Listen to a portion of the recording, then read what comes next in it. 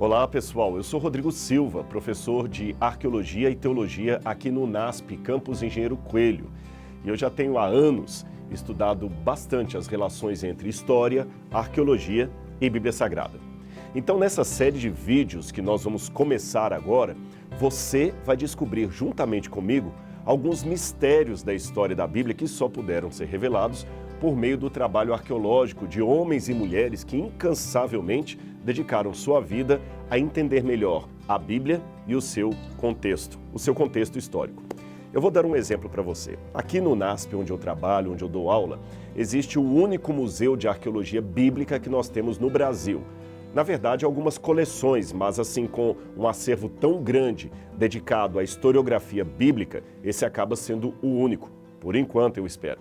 E entre as peças que nós temos aqui, aquela que eu destaco como sendo, quem sabe, a princesa de todas as peças, é esse tijolo aqui. Você está conseguindo ver bem aí? Eu vou contar a história, como é que esse tijolo chegou aqui no UNASP. Nós temos aqui vários exemplares de escrita cuneiforme. O que é escrita cuneiforme? É a primeira forma de escrever da humanidade. Ela começou com os sumérios, lá na região da Mesopotâmia, que hoje seria parte do Iraque e da Síria. Ela é chamada de escrita cuneiforme porque eles aproveitavam, enquanto a argila estava molhada ainda, úmida, e faziam pequenos traços nela, pequenas cunhas, e assim escreviam de maneira silábica. Por isso chamou-se posteriormente de escrita cuneiforme. Quando os babilônios vieram, os babilônios também usaram a escrita cuneiforme. Pois bem, e o que esse tijolo tem a ver com tudo isso? Se você observar, ele tem 3 linhas aqui com esse tipo de escrita cuneiforme. E um belo dia eu estava aqui no museu, vendo algumas peças, apresentando para algumas pessoas, quando um professor de história aposentado chegou e começou a prestar atenção. Quando ele viu aqueles tabletes com escrita cuneiforme, ele falou assim: eu tenho um tijolo lá em casa com esses desenhos aí. Eu vou doar para vocês. Quando ele falou aquilo, é lógico que a minha atenção subiu a 1000.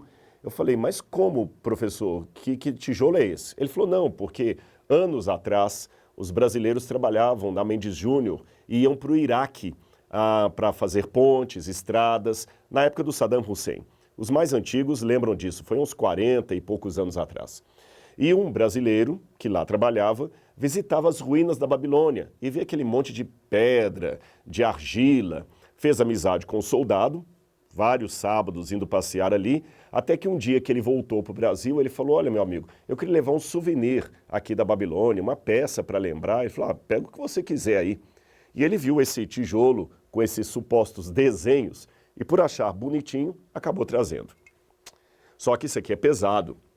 Acabou escapando da mala dele ali dentro da roupa, sujou a roupa dele. Quando chegou no Brasil, ele ia jogar fora esse tijolo. Mas a esposa, bem sábia, falou: não, meu amor, não jogue fora não. Por que você não dá esse tijolo, doou para o professor Paulo Barbosa, aquele que veio depois aqui ao museu, para que ele possa usar em sala de aula, como ilustração da Babilônia. Ele doou, o professor pegou o tijolo, levou para a sala de aula, ficou 30 anos com esse tijolo, levou às vezes em acampamento para as pessoas verem. E quando ele veio conhecer aqui o museu, ele resolveu doar para nós. Quando eu peguei o tijolo, eu falei: professor, isso aqui não são desenhos, isso aqui é escrita cuneiforme acadiana. Ele falou: é escrita? Então o que está escrito aí? Eu falei: não dá para eu ler como você lê a Folha de São Paulo, o Diário da Tarde. Mas eu consigo decifrar, porque uma das tarefas da arqueologia é o estudo de línguas antigas. Então a gente estuda, por exemplo, a língua dos faraós, a língua hieroglífica, estuda o acadiano, o sumeriano. Aqui está em acadiano. E quando eu decifrei as 3 escritas, aqui na frente tem como se fosse um asterisco. E depois você tem um nome silábico, Nabucodonosor, que é nada mais nada menos o nome de Nabucodonosor, o rei da Babilônia. As 3 linhas estão escritas assim: eu sou Nabucodonosor, rei da Babilônia, provedor dos templos de Eságila e Êsida, e a última, que está meio borrada aqui, seria filho primogênito de Nabopolassar, rei da Babilônia. Depois eu publiquei a tradução desse tijolo numa revista indexada, numa revista científica, e mais tarde veio uma outra oportunidade. Qual foi? Através de um contato com a USP, porque o meu segundo doutorado foi na USP, foi um doutorado em arqueologia clássica, eu comecei uma série de investigações de pesquisa com o IPEM, que é um laboratório que fica umbicado dentro da USP, e ele tem um reator nuclear que faz pesquisa inclusive em cerâmicas. E é possível, através da termoluminescência, uma técnica sofisticada, saber a data de uma cerâmica. Então, se você olhar aqui embaixo do tijolo, tem alguns furinhos que nós fizemos aqui junto com o pessoal lá do IPEM, na USP. Fizemos esses furinhos, coletamos material aqui da cerâmica, do barro que foi feito esse tijolo e levamos para análise laboratorial. Só que o que surpreendeu é que a termoluminescência mostrou que esse tijolo teria 2.300 anos, ou seja, ele seria mais ou menos de 300 anos antes de Cristo. Mas aí eu tenho um problema. Qual o problema? É que, segundo a história, Nabucodonosor, aquele mencionado na Bíblia Sagrada, viveu 600 anos antes de Cristo. Então esse tijolo estaria com uma data de 3 séculos depois de Nabucodonosor. Como resolver esse enigma? Foi aí que o professor Munita, lá da USP, ele falou comigo assim, olha, Rodrigo, é fácil entender isso aqui. A termoluminescência data a última queima da cerâmica. Em outras palavras, se eu tiver um vaso de barro de 2.000 anos, mas ele for submetido a um incêndio há 300 anos atrás, a técnica vai dar que ele tem 300 anos, porque essa técnica, ela se vale da última queima intensa que a cerâmica sofreu. E ele perguntou, será que não há na história nenhum registro de incêndio na Babilônia? Aí eu me lembrei que no Museu Britânico, lá de Londres, existe um tablete com inscrição cuneiforme que fala que o templo de Eságila da Babilônia foi reconstruído por ordem de Alexandre porque ele foi incendiado. O tablete está parcial e nós não sabemos se quem mandou botar fogo no templo de Eságila, se foi Alexandre ou se foi um de seus generais. Mas o fato é que, a partir desse tablete que está lá em Londres, olha bem como é que a pesquisa vai fazendo contatos. Eu cheguei à conclusão que esse artefato aqui pertencia ao templo de Eságila, porque o templo de Eságila foi o único edifício destruído por um incêndio na Babilônia e reconstruído. E se ele pertencia ao templo de Eságila, ele estaria como uma inscrição pública no templo que abrigou utensílios de Jerusalém. Olha o que a Bíblia diz, olha como é que as peças vão ligando com a Bíblia Sagrada. Livro de Daniel, capítulo 1. Depois você lê aí na sua Bíblia. No 3º ano do reinado de Jeoaquim, rei de Judá, Nabucodonosor, rei da Babilônia, veio a Jerusalém e a sitiou.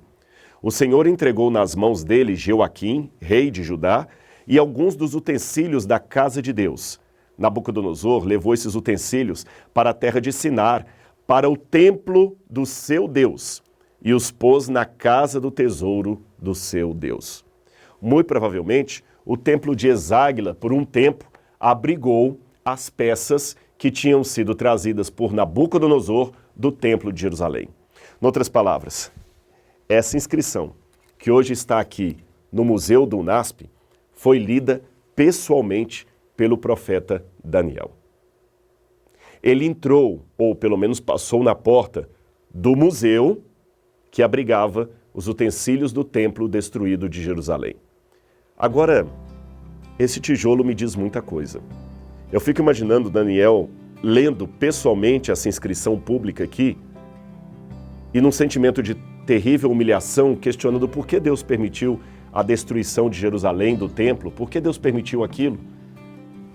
E 2.600 anos depois, essa mesma inscrição vem parar num museu aqui no Brasil, um país que nem existia naquela época, num continente que Daniel não podia nem imaginar que existia. Esse tijolo vem parar aqui com a mesma inscrição, mas num novo significado, mostrando que a Bíblia procede do ponto de vista histórico e o Deus de Daniel está sendo cultuado até hoje e o livro de Daniel sendo estudado, lido e divulgado, como aqui nesse vídeo. Você percebeu? Não é tão simples entender a Bíblia sem entender o passado, o contexto da Bíblia.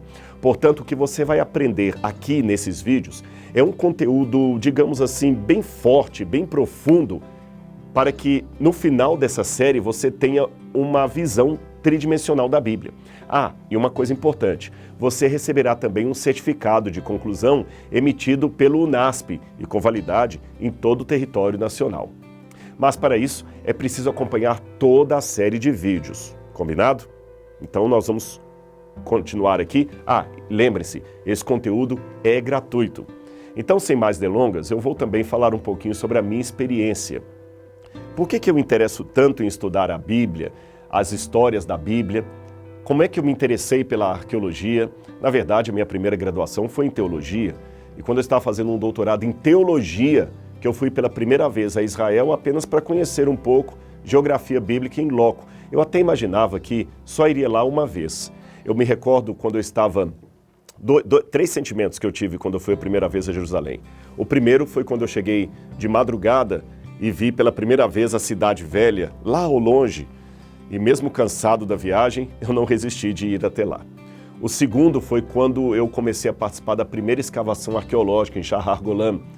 E eu vi que podia ter um casamento intelectual entre o estudo da teologia, da hermenêutica bíblica e da arqueologia bíblica. E em terceiro lugar, quando eu estava vindo e despedindo-me de um dos amigos que lá ficara, e ele falava, você vai voltar? E eu dizia, nunca, voltar para Jerusalém é muito caro, muito difícil. Era como falar com Armstrong que ele iria voltar à Lua algum dia. Mas ele falou, não, quem vem com seus sentimentos sempre volta. E eu já voltei para lá pelo menos umas 30 vezes e não me canso de voltar. E eu procuro então, através desses meus trabalhos em Jerusalém, compartilhar com você tudo o que eu obtenho de estudos da Bíblia, da arqueologia e trazer em vídeos como este que nós estamos apresentando, tá bem? Então, no próximo vídeo, fique bem atento que nós vamos continuar apresentando outros trabalhos para você. Nós temos muita coisa ainda para apresentar, viu? Assim como a arqueologia fez uma grande diferença na minha vida, principalmente aumentando a minha capacidade de entender a Bíblia, vai ajudar a você também. Então eu espero que essa motivação que eu tenho de cavar cada vez mais fundo, tanto literalmente como mentalmente, para entender o texto bíblico, eu quero explicar isso aqui para você, tá bem? Você viu que é importante ler a Bíblia e como, no caso aqui de Daniel, um artefato pode ampliar muito mais o conhecimento daquele conteúdo tão precioso que é a Bíblia Sagrada. E como é que coisas que talvez lidas fora de contexto hoje não fariam nenhum sentido, hoje começam a ficar mais claras e mais razoáveis para cada um de nós. Então, não perca o nosso próximo encontro aqui na Bíblia 3D, essa semana toda especial, feita com muito carinho para você.